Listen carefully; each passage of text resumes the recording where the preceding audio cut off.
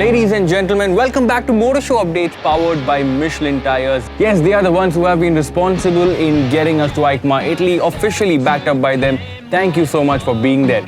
Now, they also have a wide range of tires, so if you're looking for some new fresh rubber for your bike, car, scooter, superbike or even your supercar, they have it all. Please remember to check it out on their website. And also, one final note, there is a contest running. Make sure you watch this video till the very end to know how you can win some nice smelling fresh rubber.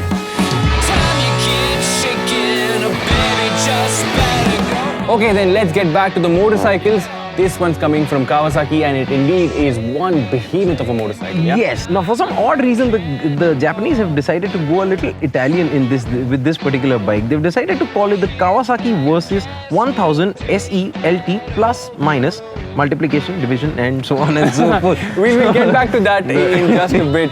But I think we should talk about the way it looks. I mean, classic Versys silhouette that we have got going on there, but the front is revised now, so you have the look that kind of resembles the Ninja 400 as well as the ZX6R. But a big change that we see here is that it's getting LED lamps, a norm that almost all Kawasaki motorcycles are now adhering to.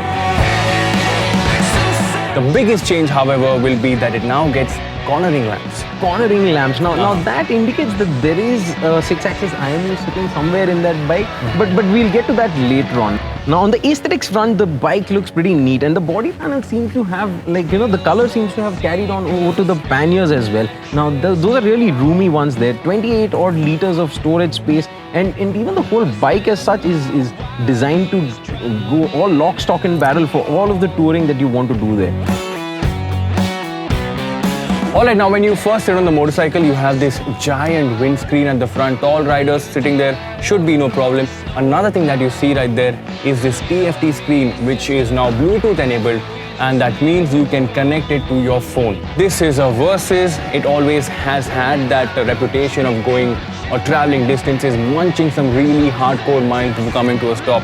And for that, of course, the ergonomics should be fine, should be very comfortable, should make you feel relaxed. Now keeping you comfortable on these lengthy rides that you're talking about are going to be 43mm Showa USDs and also a monoshock from Showa at the back as well. But here is the trick part, okay? Now the 6-axis IMU that we were talking about, it is connected to the ECU. So what essentially happens is the IMU will detect the kind of terrain you are on, relay this information to the ECU, and then the ECU will make changes to the suspension independently without your intervention. So that is pretty neat. But you also get different modes. Yep. You get sport, you get road, rain, and you get manual as well.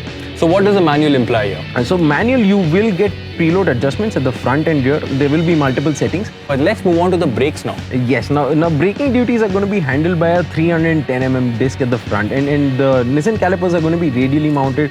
Now an equally competent 250mm disc is there at the back, so dropping anchors is not going to be a problem as such. I'm sure, and you have this comprehensive electronic package that is also going to keep you safe. So you have switchable traction control, cornering management system, which essentially is cornering, ABS again based on the IMU, and you have 2 riding modes. And you know what those 2 riding modes are? It's either low power or full power. Either end of the spectrum, okay? You're either this way or that way. Or that way. Yeah, but I think apart from that, the only thing left to talk about is going to be the engine. Yes, now this engine has been around for a while. It's the same 16-valve 1043cc liquid-cooled engine, and but however, there is an update to that as well. Now what you do get is a bi-directional quick shifter. It does get ride-by-wire as well. The Versys family was first introduced to India with the 1000, and then the 650 came in. But the 1000 has been discontinued. I think it should make its way to India with this very particular motorcycle. But now Kawasaki are having this approach of getting their big bikes via the CKD route and the SKD route, so that they can be priced more competitively. And if this motorcycle takes that route, I think it stands a fighting chance to go up against the Multistrada as well as the bigger Tiger. So, and I think it is going to be similar to what the 650 is coming in as. I think there is a CKD option on that one as well. And I don't see any reason why this shouldn't be done with the Versys 1000 as well. If it is going to bring down the prices, and if it is going to get the whole bike into the boxing ring, then why the hell not? Yeah, man, more motorcycles, more options to choose from. Spoiled for choice, yeah? Alright then, I think that is it from the Kawasaki Versys 1000 SE LT Plus.